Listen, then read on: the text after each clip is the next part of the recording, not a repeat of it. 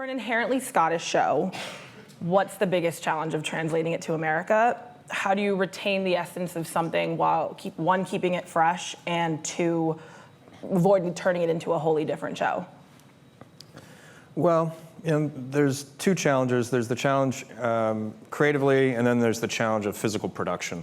On the simplest level, visually, it was like a reinvention of everything we've done. Because if you think about Scotland and the UK, and the location shooting that we did, we would go out and shot on location a lot, but all the old buildings and all the old structures are made of stone. And in America and the colonies, everything's made of wood. So right away, it tremendously limited what we could physically shoot in Scotland. We had to build a lot more. We had to do a lot more visual effects work. Everything had to kind of be redone, props, set decoration, new costumes, new visual landscapes, a lot more CGI. So it was a tremendous sort of, challenge just on a purely production level. And then creatively, you're also sort of bringing a different mythology, a different land, a different culture, a different style of storytelling. You're dealing with, a polyglot sort of group of people that have come to the colonies at this time. And yeah, the audience's perception is that this is a Scottish show. But in truth, the tale that Diana has given us has always been broader than that. It went to France, it's gone to Jamaica, it's gone on the high seas. It's always kind of moved around the world. But we try to retain that sort of core of the Scottish idea at the heart of it. And I think we accomplished that, because you're still focused on Claire and Jamie and their family. Is sort of everything springs from them overall. So you always kind of have the heart and soul of the show, and hearkening back to Castle Leoch and hearkening back to Lollybrook, and the roots, are overseas, which is really that's the American story, is people coming to these shores but having roots in the old world. I mean, I think also the thing we knew right off the bat is we'd never be able to recreate the southern heat that you would have in North Carolina and Scotland. It's just, I've said it before, you get a week of summer in Scotland, and I put summer in quotes. So, right off the bat, we were like, we're not going to talk about weather. We won't be able to have everyone look glistening. Obviously, the actors, you don't want them to freeze to death. So we kind of knew right off the bat that we wouldn't deal with the weather, because we just couldn't. That's, trees are trees, and once you're in the forest, Scotland can look a lot like North Carolina. But there are certain things you can't recreate, and weather is certainly one of them. Sam and Caitriona, did you find yourselves carrying yourselves differently on set? You're still in Scotland, but is there a conscious change you had to make for this season? No, I think people don't really change just because they change location. And I think, what Ron said is really true. Like, we're telling the story of immigrants arriving in a new country, and, generally people, when they arrive somewhere, they retain so much of where they came from. It's that way of bridging that gap of who you were and this new place that you're in. So I think, certain things were different, like our costumes were different and the materials that were used were different, and that had a bit of a change. But, Jamie and Claire are still the people that they are. But they are affected by the land, and I think there is a great positivity and a great freedom here, and for the first time you get to see these characters settle, and we're constantly dealing with the drama in previous seasons of sort of trying to find each other, or trying to find a place to stay, and here finally they found that, and the land of America seems to be a very, very positive place for them. There's a lot of danger, obviously, but yeah, they're together at least. And they're finally settling down.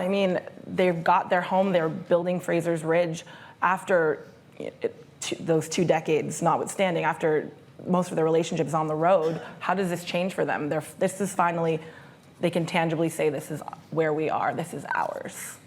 Yeah, I think it's a very different dynamic this season. This kind of look at domesticity and them in their home, and it's a lot calmer, but there's a strength to their bond now. They've been through the worst thing that they could ever go through, they think, thus far.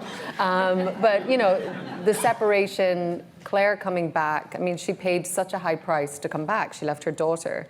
And after that, I don't think you can really have a cliffhanger again. They have to be solid at this point. There's a lot of, obviously, external stuff that are still going to happen, but I think as a union, it's it's really strong, and there's a relaxed nature, I guess, to it, which was we've never really explored that. Yeah, I no, think because they've before. grown up, and they know each other better, and maybe it's their temperament has calmed a little bit. But also, I feel, and I might be wrong here, but I feel like we're setting up kind of the bigger story. We were dealing with Scotland and sort of that period, and now it feels like we're dealing with something even bigger, which is the history of America, and that as we know, there's a great deal more on the horizon that's coming. So this is really feels for me like we're setting up maybe next seasons if you guys like to employ us again. That would be great. Tell us about next season. So what's happening next? Let's not get ahead of ourselves. What? Do you guys think Claire and Jamie think about, I mean, obviously I've seen the first few episodes. Claire knows what's coming, but that's really far away. 8 years feels like a long time. Is it weighing on them, the revolution, everything that's coming in a broader sense, or is it more just like, let's get our home built first?